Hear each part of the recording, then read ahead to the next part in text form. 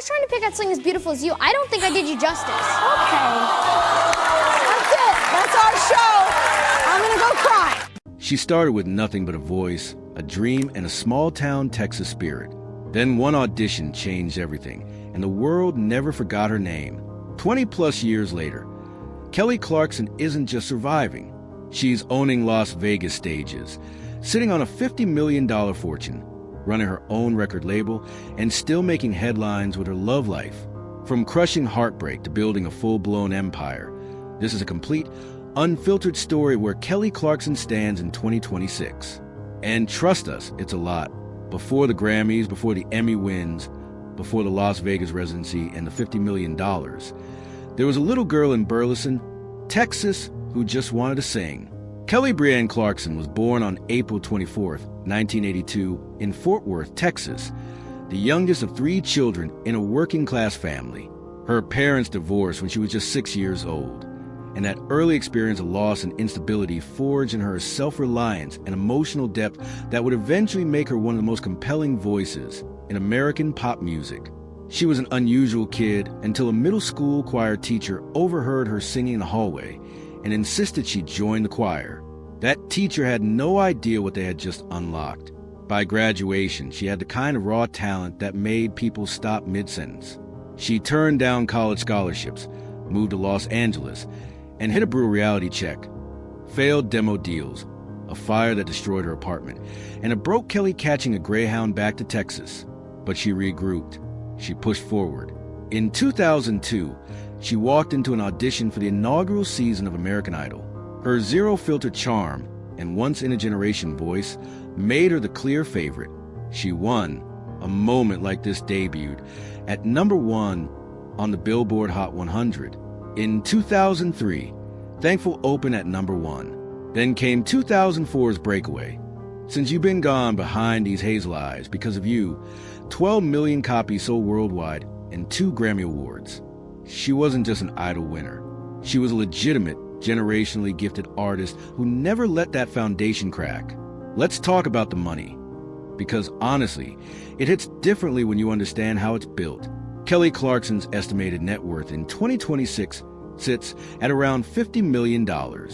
And before anyone says only $50 million, let's talk about how diversified and bulletproof that fortune actually is. This is not a one-trick pony. This is a woman who has built income streams so varied that even a total career pivot wouldn't shake her. Music laid the foundation.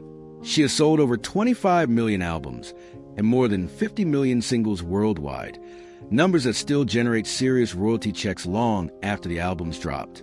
But music is almost a side hustle compared to what television has done for her.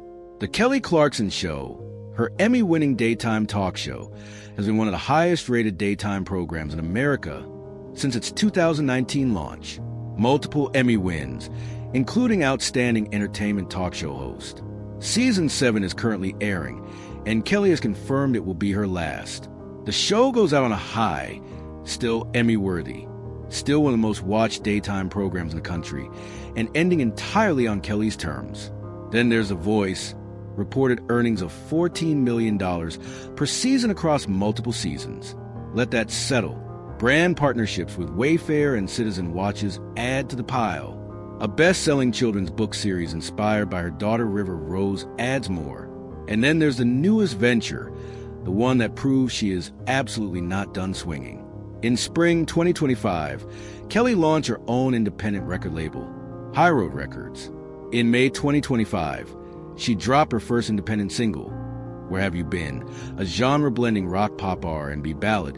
She debuted live at Rockefeller Plaza for the Days Show's City Concert Series, then performed again during The Voice finale.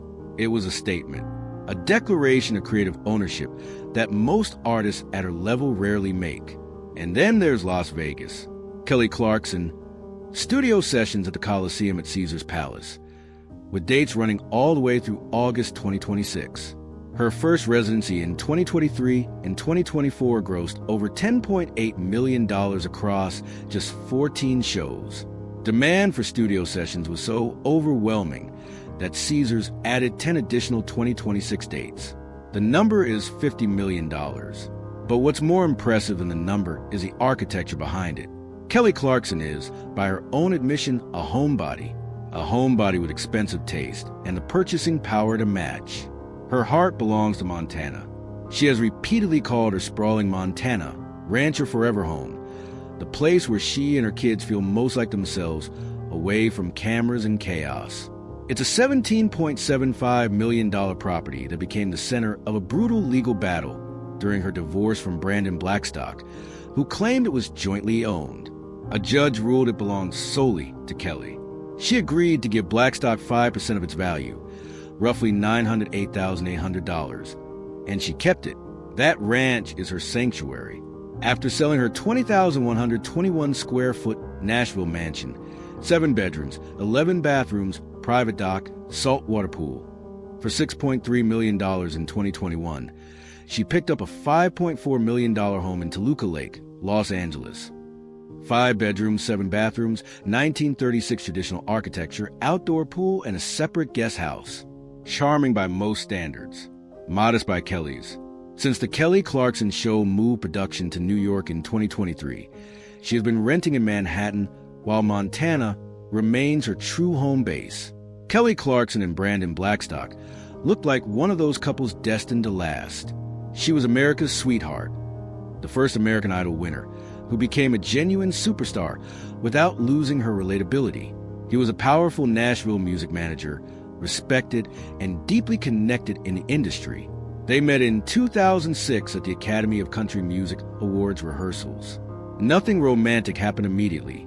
Years passed, then they reconnected and things moved fast. Brandon proposed in December 2012. They married in a beautiful Tennessee ceremony in October 2013 and built a family. Daughter River Rose in June 2014, son Remington Alexander in April 2016. But behind the family photos, problems were growing quietly. In June 2020, Kelly filed for divorce. What followed was anything but quiet. Disputes over the Montana ranch, financial disagreements, and questions about Brandon's management role kept the divorce in headlines for years. By March 2022, it was officially over. Kelly channeled much of that pain into Chemistry, a deeply personal album exploring heartbreak, anger, confusion, and eventual acceptance. The music became a way to process one of the most difficult periods of her life. Then came a devastating twist nobody saw coming. In August 2025, Brandon Blackstock died after more than 3-year battle with melanoma. The news shocked the public and shook the industry. Despite everything they had endured, the courtroom battles, the financial disputes, the years of legal tension, he was still the father of Kelly's children. Suddenly, all of it felt insignificant compared to what River and Remy were now facing. Kelly stepped away from the spotlight immediately to focus on her children. When she returned to her talk show weeks later, she opened with a powerful rendition of The Weeknd's Blinding Lights. She didn't explain. She didn't need to. The performance said everything. It was a reminder that beyond the fame, the fortune, and the empire, Kelly Clarkson is a mother first.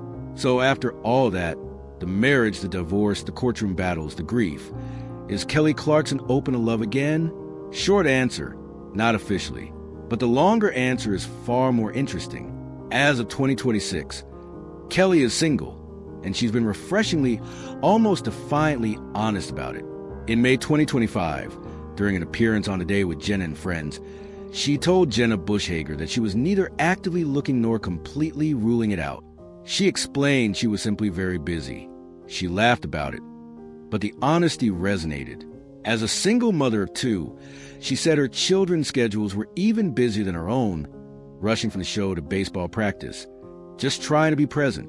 Her kids have also made their feelings very clear. In November 2024, Kelly revealed on Cos 103.5 that River Rose and Remy repeatedly pleaded with her not to be with another partner. Kelly's response was pure Kelly. She told them that while she loved them enormously, she also needed love and affection in her own life.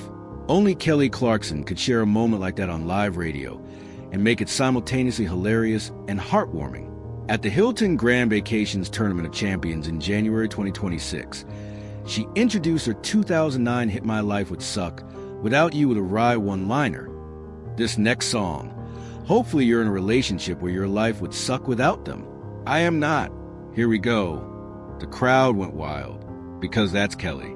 She takes the thing that should be sad and somehow makes it the moment. There was speculation earlier in 2025 about a connection with British singer Seal after a notably warm appearance together on her talk show. Reports of a private dinner in late 2025 added fuel. Neither confirmed anything, which is very on brand for Kelly, who guards her private life fiercely even as she jokes about it in public. What's clear is this: Kelly Clarkson is not desperate. She is not spiraling. She is a woman who went through one of the messiest public divorces in recent entertainment history, mourned the death of her ex-husband, raised 2 kids through all of it, and came out the other side with her humor and her dignity completely intact. She wants love. She's open to it, but she is not settling for anything less than something real. Here's the thing about Kelly Clarkson's 2025 to 2026 era. It doesn't look like a comeback because she never actually left, but it does look like a woman who woke up one morning and decided, firmly, finally, that she was done playing by other people's rules. Launching High Road Records in spring 2025 was the first major signal. After more than 2 decades of navigating label politics, creative conflicts, and the specific exhaustion of being a powerful woman in an industry built to manage rather than empower, Kelly went independent. She owns her label. She controls her releases. Nobody tells her what to record. The Las Vegas residency has taken on its own mythology. Studio sessions at the Coliseum at Caesar's Palace, the same stage that housed Celine Dion and Elton John, pulls from her entire catalog every single night. Stronger, Breakaway, Since You've Been Gone, Piece by Piece, newer tracks from Chemistry, and Where Have You Been? And every night, a different live Kelly O cover with her full band. Radiohead's Creep, Dolly Parton's I Will Always Love You, Mainskin's Beggin'. The demand has been extraordinary.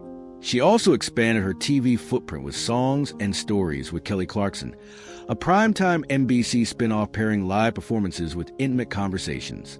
The format suits her perfectly because Kelly has always been at her best when the cameras roll and she just talks. The woman in 2026 is not the girl who lost everything in an LA apartment fire and caught a Greyhound back to Texas.